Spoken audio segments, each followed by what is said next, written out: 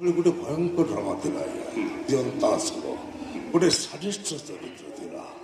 ଯୌନ ବିକାରଗ୍ରସ୍ତ ରୋଗୀ ସେଥିରେ ଭୟଙ୍କର ସିନ୍ ଥିଲା ସେଥିରେ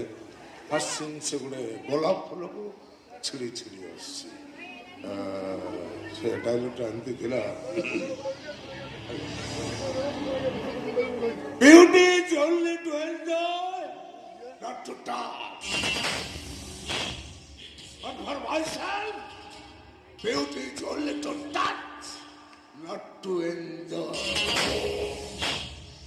ସୁନ୍ଦର ଫୁଲଟାକୁ ଦୂରରୁ ଦେଖିବାର କିଛି ମାନ ନଥାଏ କିଛି ସମୟ ପାଇଁ ହାତରେ ରଖି ତା ସ୍ପର୍ଶଟାକୁ ଅନୁଭବ କର ତାପରେ ତାକୁ ଟିକ୍ ଟିକ୍ କରି ରିସେକ୍ସନ କରି ଦେଖ ଫୁଲଟା ଭିତରେ ଏତେ ବିୟୁଟି ଥିଲା କୋଉଠି ଆପଣ ତ ଫାର୍ଷ୍ଟ କ୍ଲାସ୍ ଲୋକ କହୁଛନ୍ତି ଆଉ ଗୋଟେ